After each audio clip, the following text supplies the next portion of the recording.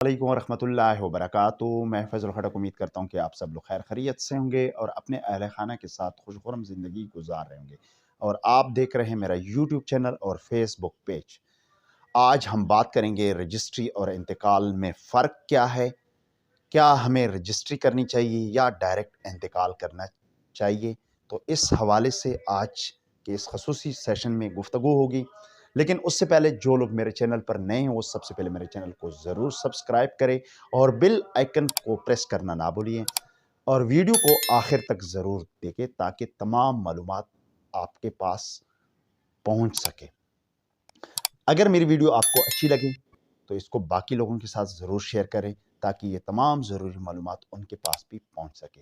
अक्सर लोग जब हमें कॉल करते हैं तो पूछते रहते हैं कि रजिस्ट्री और इंतकाल में फ़र्क क्या है। बुनियादी तौर पर रजिस्ट्री और इंतकाल में कोई फ़र्क नहीं है। रजिस्ट्री भी मलकियत का सबूत है और इंतकाल ज़मीन भी मलकियत का सबूत है।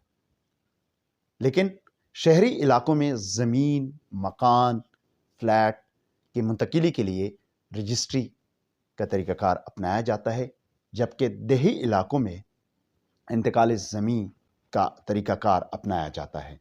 रजिस्ट्रेशन एक्ट 1908 दफ़ा 17 के तहत कोई भी गैर मनकूला जायदाद की मुंतकिली का रजिस्ट्रेशन करवाना लाजमी है।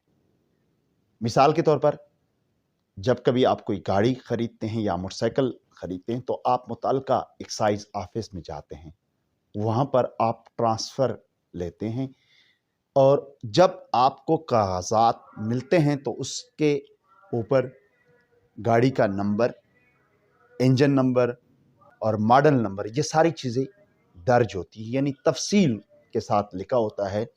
तो आप वहाँ पर उसकी रजिस्ट्रेशन करवाते हैं। बिल्कुल इसी तरह जब कभी आप कोई ज़मीन लेते हैं या कोई फ्लैट लेते हैं या कोई मकान लेते हैं तो आपको रजिस्ट्रेशन एक्ट 1908 दफ़ा 17 के तहत उसका रजिस्ट्रेशन करवाना लाजमी होता है, क्योंकि जब तक आप उसकी रजिस्ट्रेशन नहीं करवाते तो आप उसकी हकीकी मालिक नहीं बन सकते। तो इसलिए जब कभी भी आप कोई प्रॉपर्टी ख़रीदते हैं, चाहे वो मकान हो, चाहे वो ज़मीन हो या चाहे कोई फ्लैट हो या कोई और चीज़ हो, तो पहली फुर्सत में आप उसकी रजिस्ट्रेशन ज़रूर करवाएं। अब रजिस्ट्रेशन दो तरीक़ों से होता है, या तो रजिस्ट्री के ज़रिए या इंतकाल ज़मीन के ज़रिए। बेसिकली जो रजिस्ट्री लफ्ज़ है ये रजिस्टर्ड से निकला हुआ है, यानी किसी चीज़ को रजिस्टर्ड करना। तो मेरा ज़ाती मशवरा ये है कि आप पहले रजिस्ट्री करवाएं, क्योंकि रजिस्ट्री में सारी तफसील लिखी होती है और इंतकाल में तफसील नहीं होती। अब ये मेरे हाथ में एक रजिस्ट्री है जो कि मैं स्क्रीन पर आपको दिखाने की कोशिश कर रहा हूँ।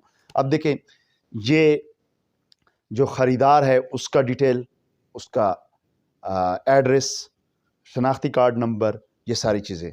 जो बेचने वाला है उसकी भी सारी चीज़ें यानी डिटेल्स कंप्लीट लिखी हुई, और इसके अलावा जहाँ पे ये है, कितने मरले का है, सारी चीज़ें, खसरा, केतोनी, क्यूवट, ये सारी चीज़ें इसमें दर्ज है। ये 3-4 सफ़ात पे मुश्तमिल है, ठीक है। जबकि अगर आप इंतकाल करवाते हैं तो इंतकाल में ये मेरे साथ एक इंतकाल का फ़र्द है। तो इंतकाल में क्या लिखा होता है? मालिक का नाम जिसके नाम पे ये ट्रांसफ़र होती है, और इसके अलावा खसरा नंबर, कितने मरले का है यानी रकबा कितना है, तो ये सारी चीज़ें, और इसके अलावा पटवारी का एक साइन होता है। तो इसमें इतनी डिटेल्स नहीं होती, जबकि रजिस्ट्री बड़ी तफसील के साथ होती है। तो मैं हमेशा अपने जो मेरे सुनने वाले हैं उसको मैं कहना चाहता हूँ कि आप जब भी कोई मकान, कोई ज़मीन या कोई फ्लैट वगैरह लेते हैं तो आप उसकी रजिस्ट्री ज़रूर करवाएं, क्योंकि रजिस्ट्री में सारी तफसील लिखी होती है, जबकि इंतकाल में इतनी तफसील नहीं होती। उसके बाद जब आप रजिस्ट्री करवाते हैं तो उसके बाद आप इंतकाल ज़रूर दर्ज करवाएं। तो इंशाल्लाह रजिस्ट्री के तरीक़ाकार के हवाले से भी नेक्स्ट वीडियो में मैं रजिस्ट्री के तरीक़ाकार के हवाले पे इंशाल्लाह बात करूँगा। اسی کے ساتھ میں آپ سے اجازت چاہتا ہوں. شکریہ. خدا حافظ.